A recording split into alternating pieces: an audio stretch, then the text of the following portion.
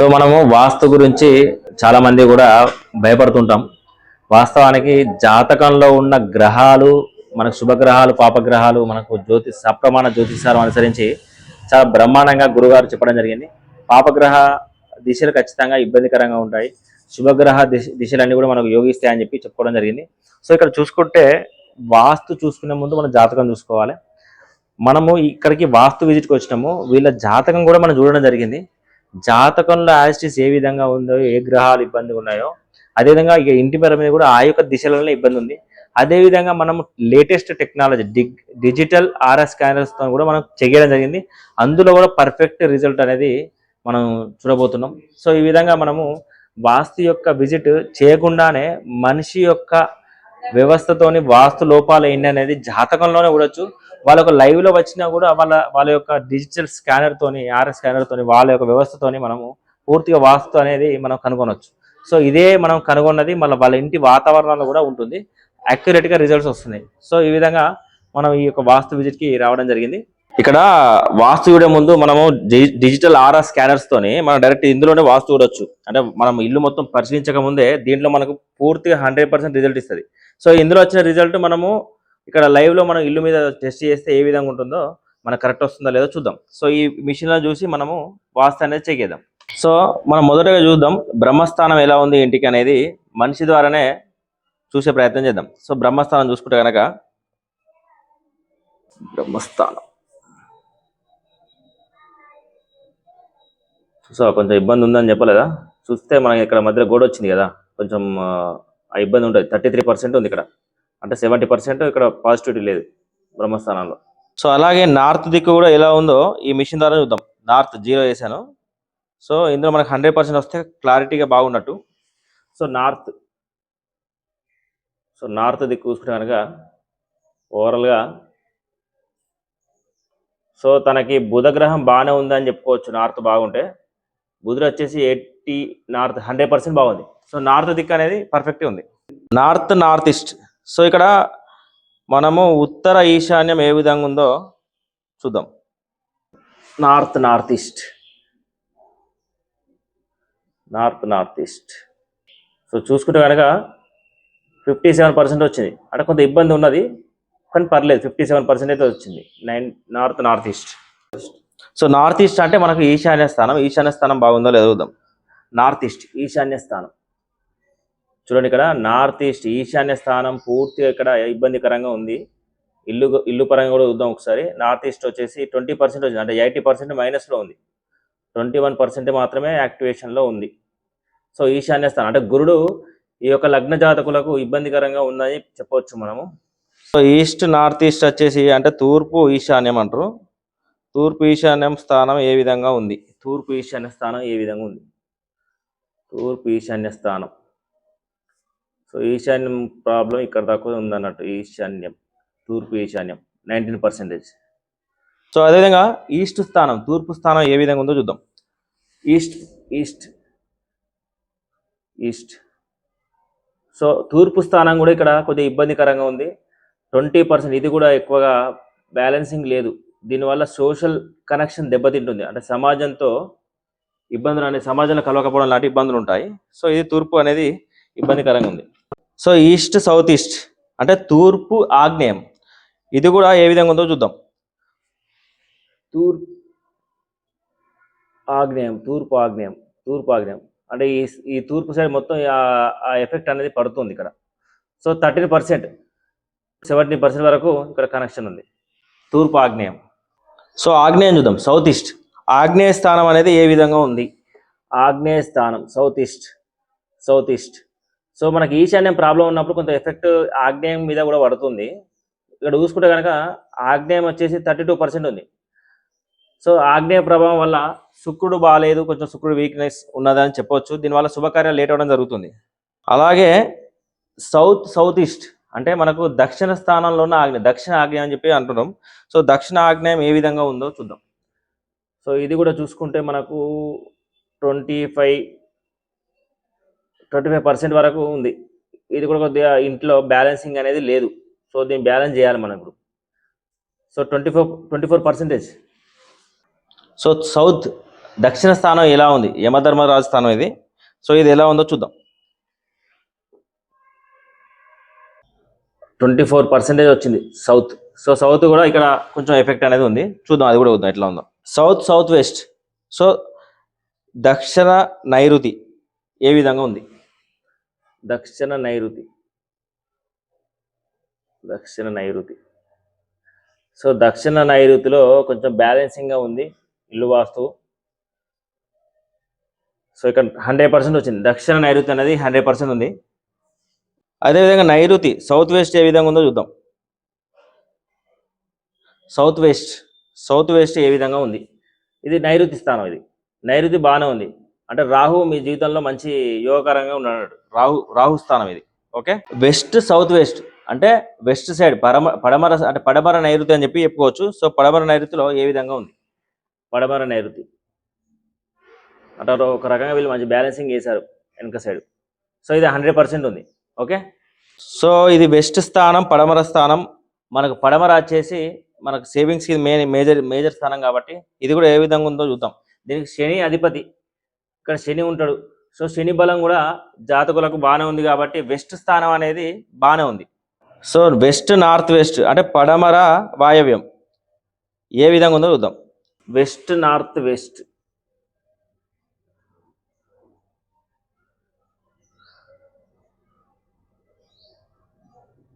70-80% అయితే ఉంది. So okay, not bad. Balancing అయితే ఉంది. 85%, 88, సో 90% వరకు బాగానే ఉంది. సో నార్త్ వెస్ట్ స్థానము, వాయవ్య స్థానము, చంద్రుని యొక్క స్థానము, ఇది బాగుందా లేదా అంటే జాతకంలో చంద్రుడు బాగుంటే ఈ స్థానం కూడా ఇంటి లోపల బాగానే ఉంటుంది. సో ఈ జాతకులకు చంద్రుడు బాగుందా లేదా, నార్త్ వెస్ట్ బాగుందా లేదా చూద్దాం.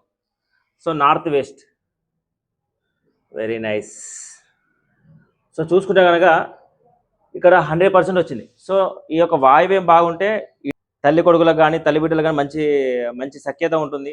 అదేవిధంగా మానసికంగా మంచి ప్రశాంతత అనేది వీళ్ళకు దొరుకుతుంది. చంద్రస్థానం కాబట్టి బాగానే ఉంది. సో ఇక్కడ నార్త్ వెస్ట్ అంటే మనకు ఉత్తర వాయువ్యంలో ఉత్తర వాయువ్యం ఏ విధంగా ఉందో చూద్దాం. ఉత్తర వాయువ్యం ఓకే, మనకు నార్త్ బాగానే ఉంది, నార్త్ వెస్ట్ బాగానే ఉంది. అంటే బుధుడు చంద్రుడు అన్ని రకాలుగా బాగానే ఉంది కాబట్టి ఇది కూడా బాగుంది. 100% వచ్చింది. సో ఓవరాల్గా మనం జస్ట్ డిజిటల్ ఈ ఆర్ఆర్ స్కానర్స్తోని మనిషి యొక్క వాస్తు అనేది చెక్ చేసినాం. మరి ఇందులో ఉన్నదే ఇంటి లోపల ఉందా లేదనేది ఇంటిని కొద్దిగా లైవ్గా మనం పరిశీలించడానికి నేను చేద్దాం. సో అదేవిధంగా మనం లైవ్ లొకేషన్లో ఉన్నాము. ఈ యొక్క వ్యవస్థ వాస్తవానికి ఇంటికి సరిపడా ఉందా లేదా, ఎక్కడ దోషం ఉందా అనేది దీన్ని బట్టి మనం చూసుకుంటే వీళ్ళ దిక్కు వచ్చేసి వెస్ట్ సైడ్ ఉంది. అంటే వీళ్ళు శనిపాలిత లగ్నాలు అయి ఉంటారు. ఎందుకంటే ఇక్కడ ఈ ఫేసింగ్ వచ్చిందంటే వీళ్ళకు కలిసి వస్తుంది అన్నట్టు. శనిపాలిత లగ్నాలకు పడమర ఫేసింగ్ అనేది కలిసి వస్తుంది. సో ఇక్కడ చూసుకుంటే మెయిన్ గేట్ వచ్చేసి వీళ్ళకు వాయవ్యంలో ఉంది. సో మనకి ఇది ఉచ్చ స్థానమే అవుతుంది. సో మెయిన్ గేట్ కూడా ఉచ్చ స్థానంలో ఉంది. సో వీళ్ళకి చూసుకుంటే వాయవ్యం వచ్చేసి మనకు నార్త్ వెస్ట్ 100% ఉంది. ఓకే, ఇక్కడ వరకు మనము బాగానే ఉందని చెప్పుకోవచ్చు. సో అదేవిధంగా నెక్స్ట్ వీళ్ళకి నార్త్ సైడ్ చూసుకుంటే కనుక టోటల్ ఈ యొక్క వ్యవస్థ చూసుకుంటే, ఇల్లు యొక్క వ్యవస్థ చూసుకుంటే, సో ఇక్కడ వీళ్ళు ఈ యొక్క ఈశాన్య స్థానం చూసుకుంటే కూడా ఇక్కడ పిల్లర్ వచ్చింది. ఈ పిల్లర్కి ఎటువంటి గోడ కూడా మనకు అటాచ్ చేయలేదు వీళ్ళు. ఈ పిల్లర్ అనేది సపరేట్ ఈశాన్య స్థానంలో సపరేట్గా ఇక్కడ వచ్చి బరువు పడిపోయింది. ఓవరాల్గా ఈ యొక్క ప్రహారీ మొత్తం టోటల్గా కట్ అయిపోయింది. అంటే ఇక్కడ చూసుకుంటే ఈ ఆగ్నేయం పెరిగింది. ఈ ఆగ్నేయానికి వీళ్ళు ఏం చేశారు, వాళ్ళు మెట్లు కూడా అంటించి కట్టారు. సో దీనివల్ల ఈ యొక్క ఆగ్నేయం కూడా పెరగడం వల్ల వీళ్ళు చూడండి మళ్ళీ దీని కింద బాత్రూమ్ చేశారు. ఈ బాత్రూమ్ చేయబట్టి ఈ యొక్క ఆగ్నేయ వ్యవస్థ మొత్తం ఓవరాల్గా పెరిగిపోయింది. ఈశాన్యం అనేది తగ్గిపోయింది. అంటే ఇక్కడ ఈశాన్య లోపము బ్రహ్మాండంగా అనిపిస్తుంది. ఇక్కడ నార్త్ ఈస్ట్ స్థానం కూడా మనకి చూసుకుంటే 20% వచ్చింది. సో ఇక్కడ ఈ ప్రాబ్లం అనేది ఉంది. ఇక్కడ ఈ వ్యవస్థను వీళ్ళు ఏం చేయాలంటే ఈ టోటల్ ఇదంతా కూడా కలిపేటట్టు వీళ్ళు ప్రయత్నం చేయాలి. దీనికి సపరేట్గా పిల్లర్ అనేది విడిచిపెట్టొద్దు. దీనివల్ల ఇక్కడ ఒక పెద్ద బరువులాగా అయిపోయింది. ఇక్కడ తలనొప్పులు ఉంటాయి ఎక్కువగా. సో అదేవిధంగా చూసుకుంటే వీళ్ళకు ఈస్ట్ స్థానం కూడా 20% వచ్చింది. సో ఈస్ట్ చూసుకుంటే ఓవరాల్గా అక్కడి నుంచి ఇక్కడ వరకు చూసుకుంటే మీరు చూడండి, ఇక్కడ ఈస్ట్ సమానం దగ్గర నుంచి మెట్లు అనేది ఇక్కడ పెరిగి వచ్చింది. చూసారు, ఈస్ట్ స్థానం నుంచి మళ్ళీ ఆగ్నేయం వరకు వెళ్ళింది. సో ఇక్కడి నుంచి మనకు ఈస్ట్ నుంచి మళ్ళీ ఆగ్నేయం వరకు కూడా మెట్లు అనేది కలిసి బాత్రూమ్ కట్టడం జరిగింది. సో ఇక్కడ ఇది కూడా శుక్రుడు అనేది ఆగ్నేయం అనేది కొంచెం దెబ్బతినడం జరిగింది. శుక్రుడు కొద్దిగా ఇబ్బంది ఉంటే శుభకార్యాలు లేట్ అవకాశం ఉంటుంది. కావున ఇది ఒక దోషంగా మనం పరిగణించవచ్చు. ఇది కూడా మనం సెట్ చేసుకోవచ్చు చాలా ఈజీగా. మన జాతకంలోని గ్రహశాంతులతోని ఈజీగా సెట్ చేసుకోవచ్చు మనం. సో అదే విధంగా చూసుకుంటే వీళ్ళకు ఈస్ట్, సౌత్ ఈస్ట్, ఈస్ట్ స్థానం, అదేవిధంగా ఈశాన్య స్థానము. సో ఇదంతా ఈ వ్యవస్థ మొత్తం వీళ్ళకి దోషం ఏర్పడింది. ఇదంతా దోషం ఏర్పడింది. ఈ యొక్క వ్యవస్థకు మనము గ్రహశాంతుల ద్వారా కూడా వీళ్ళకి జరిగే ఏ అయితే దశ ఉంటుందో ఆ దశకు సంబంధించి మనం పరిహారాలు ఓన్లీ గ్రహశాంతులతో కూడా ఒక 40% వాళ్ళకు రికవరీ చేయొచ్చు. ఏదైనా మన జాతకంలో ఉన్న కర్మనే మనకు ఇందులో వస్తుంది. సో ఎవరు కూడా వాస్తుని పెద్ద కోణంలో చూడకుండా చాలా సింపుల్ కోణంలో మన కర్మరీత్యా జరిగే కర్మల వల్లనే మనం కొన్ని కర్మలు తప్పించుకోవడానికి సత్కర్మలు చేయడం వల్ల ఈ యొక్క వాస్తు దోషాలకు కూడా మనకు విముక్తి లభిస్తుంది. సో చూసుకుంటే కనుక వీళ్ళు చూసుకుంటే చూడండి, ఇక్కడ బోర్ వచ్చేసి వీళ్ళకు ఇది ఎన్ని డిగ్రీస్లో ఉంది? ఇది 90% వీళ్ళకు ఈస్ట్ ఫేసింగ్ అయితే కరెక్ట్ ఎగ్జాక్ట్గా ఉంది వీళ్ళకు. సో కరెక్ట్ వీళ్ళు తూర్పులో మనకు బోర్ వేశారు, కరెక్ట్ తూర్పులో పడిపోయింది. ఇక్కడ ఈ యొక్క ఆగ్నేయ సైడ్ కూడా మీరు చూసుకుంటే మొత్తం చెట్లు పెట్టడం జరిగింది.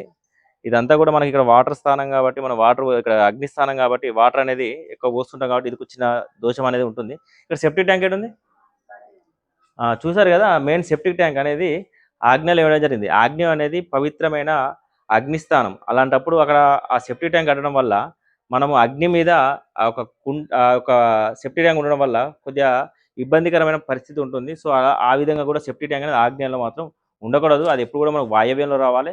వాయవ్యంలో ఉంటే బాగుంటుంది. అదేవిధంగా వీళ్ళకి ఆప్షన్ లేక అక్కడ ఎంట్రీ ఉంది కాబట్టి వీళ్ళు ఆగ్నేయంలోకి పంపడం జరిగింది. సో నెక్స్ట్ ఇల్లు కూడా ఒకసారి లోపల చూద్దాం.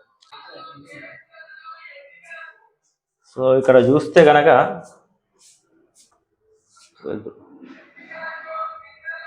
సో ఈశాన్య స్థానం ఇది. సో ఇది ఆగ్నేయంలో మనకు వంట రూమ్ వచ్చింది. మనకు దేవుని రూమ్ ఎక్కడ వచ్చింది? సో ఇది కూడా బాగానే వచ్చింది, కూడా పర్లేదు.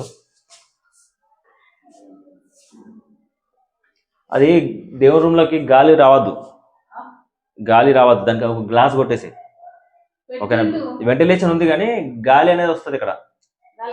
వెలుతురు రానివ్వండి, గాలి వద్దు. ఓకేనా, వెంటిలేషన్ ఓన్లీ వెలుతురు వరకే. సో ఇది ఒకటి సెట్ చేయండి. ఇది మీద ఓన్లీ ఒక అద్దం వస్తే సరిపోతుంది. అది ఓన్లీ దోమలు రాకుండా అది రాకుండానే ఓన్లీ టోటల్ క్లోజ్ చేసేసేయండి. అది ఓన్లీ మనకు వెంటిలేషన్ వరకే. ఓకేనా, దేవుని రూమ్ పర్ఫెక్ట్గా ఉంది, నార్త్ ఫేసింగ్ బాగానే ఉంది, పర్లేదు. వీళ్ళు ఇది హాలా, ఈ రూమ్కి ఇది రాంగ్ ప్లేస్మెంట్. ఇది ఒకటి రాంగ్ ప్లేస్మెంట్ వచ్చింది. ఇక్కడ నుంచి ఇది రాంగ్ ప్లేస్మెంట్ వచ్చింది, పైకి వచ్చింది అది. ఓకేనా, సో ఇట్లా. సో ఇది చూసుకుంటే కనుక సో ఇది బెడ్రూమా? సో ఇది వెంటిలేషన్. ఇది వాయువ్యంలో బాత్రూమ్ వచ్చింది, బాగానే కట్టాలి. ఇది బాత్రూమ్ మంచి డౌన్లో బ్రహ్మాండంగా ఉంది. వాయువ్యం కరెక్ట్ కిందికి ఉంది, పర్ఫెక్ట్గా ఉంది. కానీ ఇక్కడ ఇది ఫేసింగ్ అనేది రివర్స్ ఉంది. కుండీ ఫేసింగ్ ఎటు ఉంది? ఇటు ఉన్నది. రివర్స్ ఉండాలి, ఇటు ఉండాలి. సో అది రాంగ్ సైడ్. అది అవసరం అయితే ఇటు పెట్టుకో, స్ట్రేట్ పెట్టుకో. ఇటుకి పెట్టుకొని అటు పెట్టుకోవాలి, ముందు పెట్టుకోవాలి, ఇటు పెట్టుకోవద్దు. సో బ్రహ్మస్థానం చూసుకుంటే కూడా మనకు మధ్యలో గోడ వచ్చినట్టు అనిపిస్తుంది. మనకు బ్రహ్మస్థానం ఎప్పుడు ఖాళీగా ఉండాలి. ఇప్పుడు ఇక్కడ ఇట్లా అంటే ఈ విధంగా నుంచి మనం తీసుకుంటే కనుక మనకు ఈ మధ్యలో వచ్చే స్థానం ఏదైతే ఉంటుందో అక్కడ గోడ కానీ పిల్లర్లు కానీ రావద్దు. పూర్తి ఒక ఈశాన్యం ఎట్లా ఖాళీగా ఉంటుందో ఆ బ్రహ్మస్థానం కూడా అట్లా ఖాళీగా ఉండాలి. నాకు తెలిసి ఈ గోడ మొత్తం బ్రహ్మస్థానానికి అటాచ్మెంట్ అయి ఉంటుంది. ఒకసారి చెక్కేద్దాం అంటే చెక్కేద్దాం. ఒకసారి పొడుగు వెడల్పు చూద్దాం. ఇది అట్లా లాస్ట్ 37 అనేది పొడుగు ఉంది. ఇక్కడ చూసుకుంటే 24, 3 దగ్గర. ఇప్పుడు ఇది 37 ఉంది కదా, ఈ 37 వరకు మనం మధ్యలో స్థానం చూద్దాం. 37 వరకు మధ్యలో బై అంటే మనకు 18 వరకు చూడు. ఒకసారి 18 ఎక్కడ వచ్చిందో చూసుకో. ఆ ప్లేస్లో చిన్నగా మార్క్ పెట్టు. ఓకే, అక్కడ నుంచి అక్కడనే కదా. సో 24, 3 అన్నప్పుడు 12 వస్తుంది. ఎంత వచ్చింది ఇక్కడికి? అంటే 10-3 అంటే ఆల్మోస్ట్ మీకు ఇక్కడ బ్రహ్మస్థానానికి అటాచ్మెంట్ అయినట్టు కూడా ఇటు వచ్చేసాయి. ఇది ఎంత లేదన్నా ఎంత ఉంది? ఇది 1 ఫీట్ ఉంటుందా? 4 ఇంచా? 4 ఇంచ్ అంటే 11 అంటే ఇప్పుడు ఇక్కడ చూసుకుంటే కనుక మీకు ఇది బ్రహ్మస్థానం అవుతుంది. ఇది బ్రహ్మస్థానంలో కిటికీలు, డోర్లు కానీ గోడలు కానీ రావద్దు. ఇది మొత్తం ఖాళీగా ఉండాలి. వాస్తవానికి ఇక్కడ నుంచి గోడను తీసేసి అక్కడ నుంచి పెట్టుకుంటే మాత్రం నీకు ఇది మొత్తం ఖాళీగా ఉండు, నీకు స్పేస్ కూడా ఎక్కువగా ఉండు, మళ్ళీ ఈ ఖర్చు ఆ ఖర్చు అయ్యేది. సో ఈ విధంగా కొంచెం ఇబ్బంది అన్నట్టు. ఇది జాతకంలో ఇంకొకటి ఏంటంటే ఇప్పుడు చూసారా, ఇది 4 ఇంచ్ పెట్టినావు, ఆ పిల్లర్ బయటకు వచ్చింది, అట్లా రావద్దు. ఆ పిల్లర్ ఎట్లుందో ఆ పిల్లర్ సమానంగా గోడ ఉండాలి. పిల్లర్లు మనకు లోపల ఏర్పడద్దు. ఇప్పుడు ఆ పిల్లర్ ఏర్పడుతుంది, పైన ఏర్పడుతుంది. సో ఇట్లా ఏర్పడద్దు. ఈ 4 ఇంచ్ ఇట్లా సమానంగా ఉండాలి. ఆ పిల్లర్కి సమానంగా గోడలు రావాలి. సో ఇది ఇది అంటే బెడ్రూమ్ అన్నట్ట, ఇది గెస్ట్ రూమ్. ఓకే, ఇది ఇక్కడ వాయువ్యంలో వాష్రూమ్ వచ్చింది. ఇది బాగానే ఉంది, కరెక్ట్ ఫేసింగ్గా ఉంది. ఇది ప్రాబ్లం లేదు. ఇది సో ఇక్కడ కిటికీ కూడా బాగానే కిందికి వచ్చింది, అంత బాగానే ఉంది. సో ఇక్కడ నైరుతిలో సెల్ఫ్లు ఇచ్చారు. సో ఇక్కడ రాయేష్ తులా లగ్నం నీది, నీ జాతకం అంటే జాతకంలోనే శుభగ్రహాలు పాపగ్రహాలు ఉంటాయి. ఏ జాతకుడికైనా కూడా సగం దిక్కులు కలిసి రావు, సగం దిక్కులు కలిసి వస్తాయి. ఫేసింగ్ కూడా నీకు ఈ యొక్క పడమర ఫేసింగ్ సూపర్. ఈ యొక్క ఏదైతే ఈస్ట్ ఫేసింగ్ ఉందో, తూర్పు ఫేసింగ్ అనేది పనిచేయదు. ఇదే పర్ఫెక్ట్గా పనిచేస్తుంది. నీ జాతకంలో చూసుకున్నా కూడా నీ యొక్క జాతకానికి సంబంధించి లగ్నాధిపతి శుక్రుడు కొంత వీక్ అయిపోయాడు.